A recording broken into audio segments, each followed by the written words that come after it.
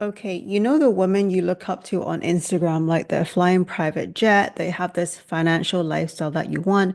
Maybe they're even self-made millionaires. Well, they know something that you don't when it comes to making money, which is how they have that lifestyle in the first place. And a large part of wealth creation comes down to your habits and mindset around money. So, in this video, I want to run through what some of the habits and beliefs that the top 1% of women have when it comes to building wealth. And I'm also going to be sharing with you some of the lessons that I learned after going from taking home less than £2,000 a month to building a $1 million business and just give you some insight from my personal experience as well. Okay, so one of the biggest things one of the biggest mistakes that I made, or the first one, was hoarding too much money in the bank. Now, I know a lot of people initially hear this, they're like, oh, haha, like I wish I could be in the position where like I have too much money in the bank in the first place. But let me just put this into context. There is this saying that wealthy people have that is cash is trash.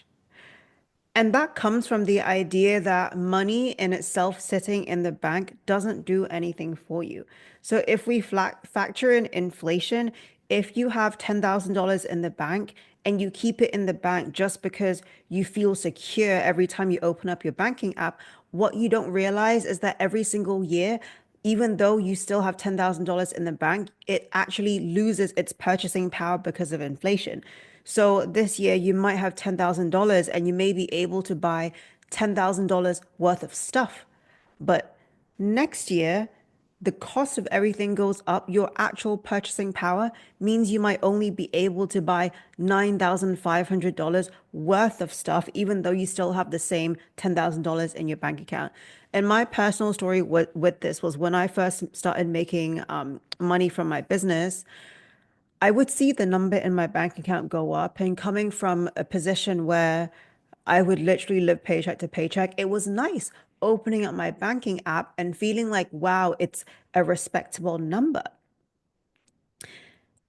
And then I found out about inflation and investing, and I was like, well, the opportunity cost of me keeping too much money in the bank just because it gives me a space, a feeling of mental security, is actually costing me over time hundreds of thousands of dollars. And wealthy people view investing in whether it's stocks or ETFs or crypto as a necessity, not a luxury. So the general rule is you do want to have around 6 to 12 months of living expenses in the bank. But once you accumulate past that, you want to invest everything else into, well, stocks, ETFs, and things like that. That's going to help you beat inflation and more. So that's where the idea of cash is trash comes from. Is like money in itself, it's not working for you if you just leave it in the bank. The only purpose that it serves, again, past that 6 to 12 month mark, is to it's for emotional comfort, right? And that's a bad reason to just leave too much money in the bank account. The second thing that wealthy women do is work on their money mindset. A lot of us, we want to reach a financial goal and we think, oh, what do I need to do? What's the business plan? What's the most profitable niche to get into? But you have to work on the foundations first. And the best analogy that I have learned over the years is that you want to treat money like your boyfriend because money in itself is neutral, but it only mirrors back to you and behaves to you based on what you believe about it. So if you treat money like your boyfriend, right? Imagine if you are really insecure about it, you always feel like you're gonna lose it, you hold on to it so tight. Well, what's gonna happen? You're gonna push it away because you are operating from a place of scarcity. And when you operate from a place of scarcity, it subconsciously alters your behavior around money, which impacts your reality. On the flip side, successful people, when they don't come from wealth and they want to break through that barrier of going from middle class to building wealth for themselves, the very first thing they do is always working on what is my money story? What are the things that I learned growing up about money that don't serve me? One of the most common ones is thinking that rich people are evil and rich people are only there to exploit you and take from you. And that is a really common money story that all of us have that we've probably learned growing up from watching movies, right? Movies love to paint super wealthy people as powerful and corrupt and taking from the poor. And if you grew up like me, then maybe your family told you that money is evil or that rich people have all the power and they're really corrupt. So imagine if growing up you have that mindset, oh, rich people are evil and corrupt.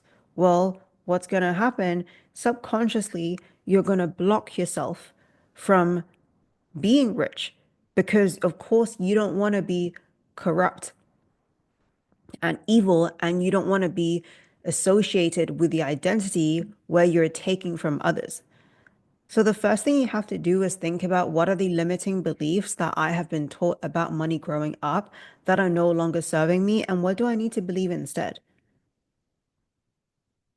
The final thing that you need to do with money, and this is one of the things that all self-made, successful men and women do, is to know your numbers so that you can make decisions based on data and not emotion. Speaking from personal experience, I've been in so many situations where, like, I have months where I will spend a lot of money because I have to because of life. And then I'll start to feel this really scarcity mindset and be like, oh my gosh, I'm spending so much money. I'm so scared. What if I go homeless? Now, obviously, like I'm a business owner, so I wouldn't say I have the guaranteed consistency of being in a corporate job, right? So I I always used to have this fear, especially in like months where I spend more money of, oh my gosh, what if I don't make any more money and then I'm gonna end up homeless? But then because I track the data, it's very easy for me to check myself and then look at the numbers and be like, oh, well, actually, I'm just scarcity minded. The data is telling me that worst case scenario, I do have at least 12 months of savings in the bank. And that grounds me and allows me to stay objective over where I am with my finances.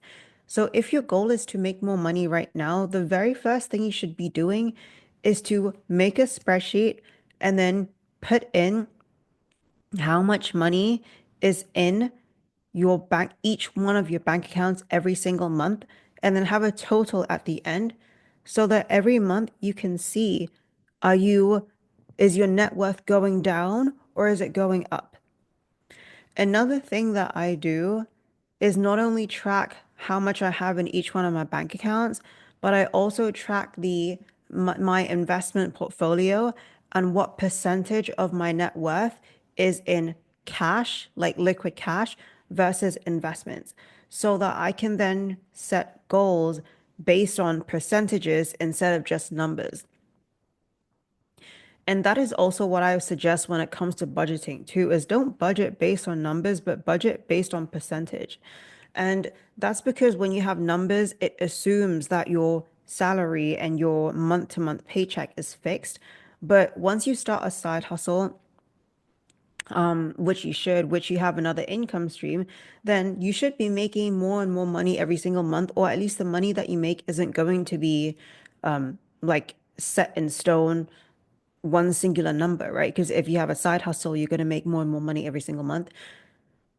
One thing I love to do, and this is like so underrated, is always have a percentage of money that is your free money to spend on whatever you like. And that is like your guilt-free budget. So let's say, and this number, depending on your paycheck, should be anywhere between like 1 to 5%. So let's say you make $10,000 a month. Like next month you take on $10,000. Well, 1% of that is going to be $100 and 5% of that is going to be $500.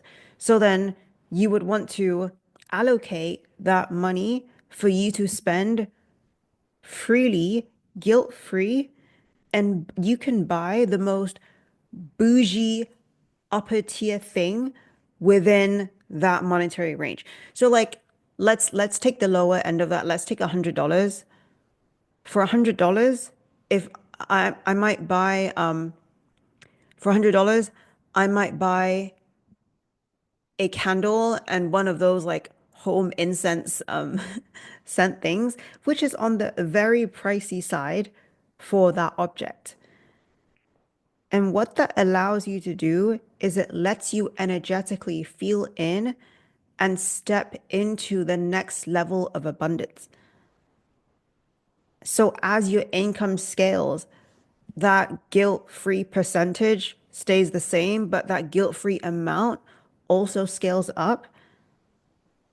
And that is a fixed way that keeps you responsible financially, but it also allows you to enjoy the finer things in life without feeling guilty. And that lets you, that you're making like strategic upgrades in your environment that's going to allow you to normalize that level.